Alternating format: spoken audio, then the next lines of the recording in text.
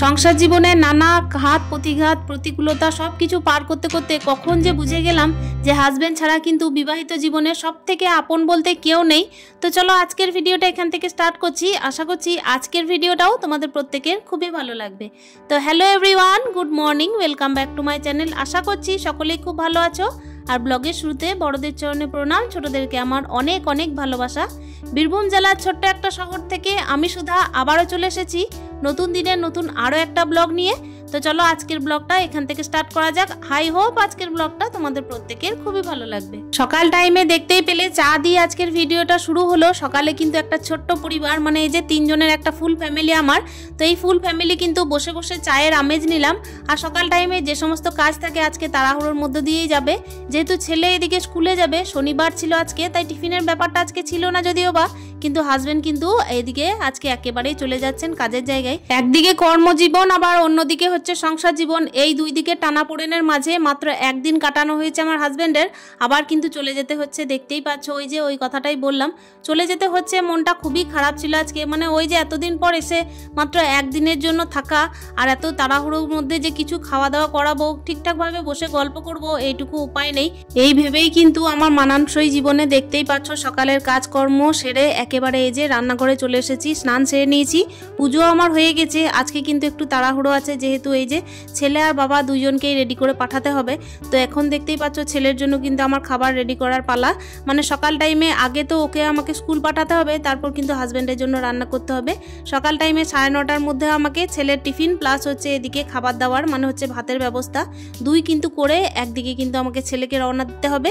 তারপরে কিন্তু ঘরের যে সমস্ত টুকিটাকি কাজ আছে, মানে কাজের মাঝেই কাজ আর কি বেরিয়ে যায় মহিলাদের। এই মাঝে একদিনে আমি যে কি ভালো মন্দ করে খাওয়াবো, কিছু ভালো মন্দ যে নিজের হাতে রান্না করে খাওয়াবো, সেটুকু আমার সময় নেই হাতে। এই যে তাড়াহুড়ির মধ্যে কি বা করে খাওয়াবো, তাই না বলো? তো এরকম ভাবনা চিন্তায় কিন্তু আজকে ঠিক করলাম, যেহেতু আজকে শনিবার, তো ফ্রাইড রাইস করবো একটুখানি। কালকে রাত্রিবেলায় কিন্তু ঠিক করেছিলাম ফ্রাইড রাইস করব, তবে মা যেহেতু পিঠে দিয়ে পাঠিয়েছিল, তাই এদিকে খাওয়ার মতো কোনো রকম পরিস্থিতি ছিল না। তাই আজকে নিরামিষ হলেও কিন্তু ফ্রাইড রাইসটা আর হচ্ছে একটুখানি ওই যে নতুন আলুর দম করবো। তো এই দিয়েই কিন্তু আজকে তাড়াহুড়ির মধ্যে আগে ছেলেকে খাইয়ে পাঠাবো, তারপর হাজবেন্ডের রান্নাটা করব। ছেলের জন্য একটুখানি লাল শাক বেছে ভালো করে ধুয়ে কেটে নিলাম, তো ওটাই আমি আলু দিয়ে রান্না করব। আর ওদিকে কিন্তু দেখতেই পেলে ডাল বসিয়েছিলাম, গাজরটাও কিন্তু একেবারে কড়াইয়ের মধ্যে ঘষে একেবারে সিদ্ধ করে নিয়েছি, আর কড়াইশুঁটি দিয়েছি, টমেটো দিয়েছি। এই দিয়ে আজকে ছেলের জন্য কিন্তু খাবার দাবার বানাচ্ছি। আসলে আজকে টিফিন বানানোর ঝামেলা নেই। এমনিতেও আমি রান্না বান্না করতে খুবই ভালোবাসি, রান্না বান্নায় যে আমার কোনো রকম গায়ে জ্বর আসে সেরকম কিন্তু কিচ্ছু না। তবে আজকে যেন মনে হচ্ছে গায়ে জ্বর আসছে। কেন বলো তো? ওই যে বললাম খেয়ে দিয়ে ছেলে ওইদিকে যাবে, তার সঙ্গে হচ্ছে হাজব্যান্ডও যাবে। আমার এই একাকিত্বের জীবনে যদি 2 দিন আরও বেশি থাকতেন হাজব্যান্ড, তাহলে হয়তো আরও ভালো হতো। আর সব থেকে বড় কথা হলো, ওই যে বললাম বিবাহিত জীবনে কিন্তু হাজব্যান্ডের ভূমিকা অনবদ্য, তার জায়গায় কিন্তু অন্য কাউকে বসানো যায় না। সব থেকে বড় খুঁটি, সব থেকে বড় অবলম্বন যদি কেউ হয় তো তিনি। ছেলে যেদিন স্কুলে যায় তার বাবার সঙ্গে, মানে ব্যাপার হচ্ছে ছেলেকে যদি আমার হাজব্যান্ড আনতে যায় কিংবা হচ্ছে গাড়িতে বসাতে যায়, তখন কিন্তু ছেলে খুবই হ্যাপি হয়। আর আজকে ওরও মনটা একটুখানি খারাপ হলো, বারবার বলছিল যে মা ড্যাডিকে বলো না যদি আজকে আমি স্কুল থেকে আসার পর যাই তাহলে খুব ভালো হয়। কিন্তু কি বলো তো বন্ধুরা, স্কুল না পাঠালেও এদিকে চাপ, যেহেতু পাবলিক স্কুলে পড়াশোনার এতটাই চাপ, আমার খাটনি হয়ে যাবে, স্কুলের কাজ প্লাস হচ্ছে ঘরের কাজ, এই সমস্ত ভাবনা ভেবে কিন্তু ছেলেকে এদিকে স্কুলে পাঠাতেও হলো। আর এখন কিন্তু ঘড়ির কাটায় খুব একটা বাজে না, ওই 11টা 10-15 বাজে। তো এই টাইমে আমার কিন্তু আবার রান্নাবান্না করতে হচ্ছে, আর খুব জলদির মধ্যে করতে হবে রান্নাটা, খুব একটা জলদির মধ্যেই করতে হবে। এই কারণেই বলছি, কেন কি ট্রেনের ব্যাপার আছে। এদিকে কিন্তু আমি আজকে এই যে রান্না করছি, একটু ফ্রাইড রাইস করব, তার সঙ্গে হচ্ছে যেহেতু শনিবার নতুন আলুর দম করব। তো এই দুটো আইটেম করব, দুই দিকে বসিয়ে দেব। এই তাড়াহুড়োর জীবনে কিন্তু, একাকিত্বের জীবনে আমাকে সব রকমভাবে ম্যানেজ করে নিতে হয়, জানো তো, সব রকমভাবে চলতে হয়। আর হাজব্যান্ড যদি কাছে না থাকে তখন আড়ালে আবডালে অনেকেই অনেক কিছু বলার সুযোগ পায়। কেউ হয়তো বা মুখের সামনে বলে, কেউ হয়তো বা পিছনে বলে। তবে পিছনে বলে যেগুলো, সেগুলো কানে শুনতে পেলেও না শোনার ভান করে থাকতে হয়। আসলে কি বলতো, হাজব্যান্ড থাকলে একটা যেরকম বুকের পাটা আসে, সেরকম কিন্তু দেখবে না থাকাকালীন অনেকটাই নিজেকে নিরুপায় বলে মনে হয়। ওই জন্য সব কিছু মুখ বুঝে সহ্যও করতে হয়।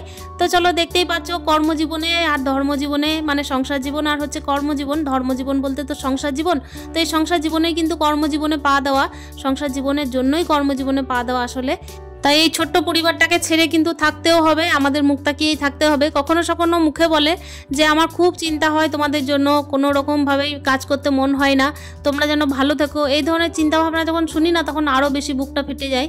মনে হয় যে কাছে থাকলে হয়তো অনেক রকমভাবেই দুজনের সহায়ক হতাম, দুজনের অনেক রকমের যেরকম টানাপোড়েন চলে জীবনে সেগুলোকে একসাথে হ্যান্ডেল করতাম। আর কি বলতো, প্রত্যেকটা মানুষ না নিজের জীবনকে নিয়ে অতি ব্যস্ত বলতে নিজের সমস্যাকে নিয়ে ব্যস্ত, নিজের জীবনকে নিয়ে ব্যস্ত। আর এই রকমভাবে চলতে যখন দেখবে একটা বাচ্চা বড় হতে থাকে, এই বড় হওয়ার পিছনে যখন শুধুমাত্র তার মায়ের ভূমিকা থাকে তখন কিন্তু খুবই মনটা খারাপ হয়।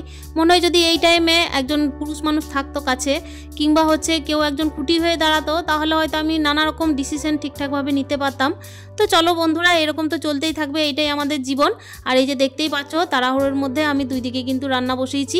একদিকে আলুর দমটা বসিয়েছি আর একদিকে কিন্তু আমি তেলটা দিয়ে দিচ্ছি, মানে সাদা তেলে আজকে আর কি রান্না করে নিচ্ছি রাইসের জন্য। আমি তাড়াহুড়োর মধ্যে যেভাবে করার চেষ্টা করি সেটা তোমাদের সাথে শেয়ার করছি। তেলের মধ্যে গোটা গরম মশলা, এলাচ, দারচিনি এগুলোকে দিয়ে যে সমস্ত সবজিগুলো দেওয়ার থাকে, কড়াইশুঁটি, বিনস আর গাজর, এগুলোকে আমি ভেজে নিচ্ছি। আজকে কড়াইশুঁটি অনেকগুলো আমার হাজব্যান্ড ছাড়িয়ে দিয়েছেন, 500 মতো কড়াইশুঁটি ছিল, তো সেগুলোকে সমস্ত ছাড়ানো হয়েছে। তার সঙ্গে কিন্তু আরও বাড়ির ছিল।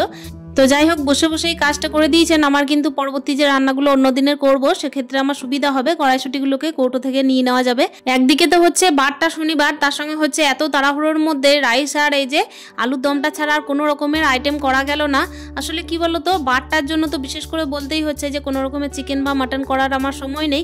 আর সব থেকে বড় কথা যদি ধীরে সুস্থে বসে নাই খাওয়া যায় তাহলে কি করেই বা কি করবো বলো। এই তাড়াহুড়ির মধ্যে কি বা করা যায়। তাড়াহুড়ির মধ্যে যেহেতু রাইসটা একটুখানি সুবিধাজনক বলে মনে হয়, ভাত করলে কিন্তু অনেক ঝামেলা আছে, নানা রকমের সবজি তরকারি করতে হয়। তার সঙ্গে ব্যাপার একটুখানি বাধা ধরার ব্যাপার আছে। আমার হাজব্যান্ড কিন্তু একেবারে সবজি খান না, তো সেই কারণে কিন্তু আজকে চেষ্টা করলাম যে নিরামিষ হলেও রাইসটা করে খাওয়াই। আর রাইস খেতে উনি খুবই ভালোবাসেন, তবে তাড়াহুড়ির মধ্যে একেবারে ভালো করে খাওয়া যায়নি। 12টার মধ্যে কি করেই বা সমস্ত রকমের খাবার দাবার রেডি করে তাড়াতাড়ি করে ছেলেকে পাঠানো, তারপর সমস্ত রকমের কাজ আছে, তারপর ঘরে পুজো আছে, তারপর এদিকে রান্না বান্না, হাজব্যান্ডকে রেডি করানো, সমস্ত কিছু করে এই যে খিদেটাও তো সেই টাইমে পেতে হবে, তাই না? তো এইদিকে দেখতেই পাচ্ছ আমি কিন্তু তাড়াহুড়ির মধ্যে তবুও এই যে রাইসটাকে কোনো রকমভাবে রেডি করলাম। আর ঘিটা না উপর থেকে আজকে আমি দিইনি, যেহেতু হাজব্যান্ডের একটুখানি শরীরটা খারাপ ছিল সেই জন্যই দিইনি। তো আমি কিন্তু ঘিটা আর কি স্কিপ করে গেলাম। তো এদিকে দেখতেই পাচ্ছ আমার একেবারে কিন্তু রেডি হয়ে গেছে রাইসটা। আর ওদিকে আলুর দমটা খুবই টেস্টি হয়েছিল, জানো, যখন ঠান্ডা হয়েছিল আলুর দমটা তখন কিন্তু বেশি টেস্ট হয়েছিল। গরম টাইমে কিন্তু অতটা বোঝা যায়নি, কিন্তু ঠান্ডার টাইমে কিন্তু খুবই ভালো লেগেছিল খেতে। ফ্রাইড রাইসটাকে আমি একটুখানি দমে বসিয়ে দিলাম। আর এখানে দেখতেই পাচ্ছ আলুর দমটা কি সুন্দর কালার হয়েছে না। সত্যি কথা বলতে কি, গরম খেলাম একেবারে ভালো লাগছিল না, কিন্তু যখন বাসিটা খেলাম মানে রাত্রিবেলায় খেলাম তখন কিন্তু খুবই টেস্টি হয়েছিল। আমার ছেলে কিন্তু 4 বার নিয়ে খেয়েছিল। তো বুঝতেই পারছো আমার ছেলেকে কিছু পছন্দ করানো খুবই সমস্যা। আর যে ক্ষেত্রে মনে হয় যে ভালো লাগছে যে জিনিসটা, সেটা আমার মনে হয় একটু আমার ক্রেডিট পাওয়ার ব্যাপার। এদিকে তো নানা রকমের কথা তোমাদের সাথে চলতে থাকছে। হাজব্যান্ডকে এখন খাবার দাবার পরিবেশন করার পালা। ছেলেকে কিন্তু ওদিকে স্কুল পাঠিয়ে দিয়েছি। মনটা খারাপ করছিল যে যদি একসাথে দেখতে পেত ওর বাবার যাওয়াটা তাহলে হয়তো একটুখানি মানে ভালো লাগতো। এসে তো জিজ্ঞেস করবে যে কখন গেল, কেন গেল, নানা রকমের প্রশ্ন তো চলতে থাকে। যেহেতু বাচ্চা বড় হতে থাকলে দেখবে ওদের মনে নানা রকমের কিউরিয়াসিটি জন্ম হতে থাকে। আমার বাচ্চা যেহেতু বড় হওয়ার মুখে, সেই জন্য কিন্তু আমার বড় করার পিছনে একটুখানি আমার মনে হয় যে হাজব্যান্ড কাছে থাকলে ভালো হতো। আর সত্যি কথা বলতে কি বলতো, একজন হাজব্যান্ড কিন্তু একজন নারীর জীবনে একটা খুঁটি হিসাবে যেরকম দাঁড়ায়, সেভাবেই কিন্তু একটা মায়ের জীবনে মানে একজন মায়ের জীবনে একটা পিতার ভূমিকা অনেকটাই গুরুত্বপূর্ণ। পিতা আর মাতা এই দুই নিয়েই তো সংসার, তাই না বলো? আর এই দুই নিয়েই কিন্তু সন্তানকে লালন পালন করা, এই নিয়ে নানা রকমের চিন্তা চলতে থাকে। কিন্তু এই চিন্তার তো অবসান ঘটবে না, এইভাবেই চলতে থাকবে আমাদের জীবন। আর এদিকে খেতে দিয়ে দিয়েছি, দেখতেই পাচ্ছ দুটো মাত্র আইটেম করেছিলাম, সেটা শুধুমাত্র ফ্রাইড রাইস আর আলুর দম। এই দুই দিয়েই কিন্তু খাবারটা পরিবেশন করে দিলাম। আর ওই যে একই স্বভাব, খেতে বসার টাইমে কিন্তু আমাকে মুখের সামনে বসে থাকতে হবে। আর প্রত্যেক দিনের কিন্তু ওই একই ব্যাপার, আমাকে কিন্তু একটুখানি খাইয়েই দেবেন আর কি। প্রত্যেক দিন আমি ভুলে যাই, কিন্তু ওনার মনে থাকে যে না খাওয়াতে হবে। একটুখানি খাওয়ালে কিন্তু ওনারও ভালো লাগে। আর যাওয়ার টাইমে না আমার বুকটা ফেটে যায়, এতটা খারাপ লাগে। আজকে সকাল থেকে এক মুহূর্ত একটুখানি মানে যে গল্প করব তার উপায় পাইনি, একটুখানি সুযোগও পাইনি। তার সঙ্গে ব্যাপার যে একটু সময়ও পাইনি, এত মানে ব্যস্ততার মধ্যে কেটেছে। আর ওই যে 12টার মধ্যে তাড়াহুড়ো করে সমস্ত কাজ আর যে দুদণ্ড বসে গল্প করব সেরকম সময়ই বা কোথায়। একদিকে ছেলেও গেছে স্কুলে, তারপর এই মুহূর্তে খাওয়া দাওয়া সেরে কিন্তু হাজব্যান্ডও কাজের জায়গায় রওনা দেবেন। আর আমার একেবারে ইচ্ছা করবে না যে এক গ্লাস ভাত কিন্তু মুখে তুলি, একদম ইচ্ছা করে না একা ঘরে কোনো রকমভাবে খাওয়া দাওয়া সারতে। তারপর ব্যাপার হচ্ছে যেই খাওয়া দাওয়া সারা হবে সেই তো ড্রেস পরার পালা, সেই টাইমে আমার কিন্তু মনটা আরও ভালো লাগে না। এত তাড়াহুড়ির মধ্যে খুব একটা ভালোভাবে খাওয়া দাওয়া করতেও পারলেন না, ওই জন্য কিন্তু আমি টিফিন কৌটোর মধ্যে একটুখানি ভরে দিলাম, যাতে পরে একটু যদি ইচ্ছা করে তো খাবেন আর কি। তো দেখতেই পাচ্ছ এরপর তো যাওয়ার পালা শুরু হয়ে যাচ্ছে। এরপর যখন যাওয়ার পালা হয় তখন কিন্তু আমার বুকের ভেতরটা একেবারে খা খা করে। আর সত্যি কথা বলতে অন্যবারে কিন্তু এই অনুভূতি হয়নি, আমি কিন্তু মানিয়েই নিয়েছি নিজেকে। কিন্তু এইবারে এই যে এতদিন পর এসে মাত্র একদিনের জন্য থাকা, এইরকমই চিন্তা ভাবনা নিয়ে আমাকে গোটা কালই কাটিয়ে দিতে হবে। তো কি আর করা যাবে, চলো আজকের ব্লগটা এখানে শেষ করছি। স্টে হ্যাপি, হ্যাপি মন, টাটা।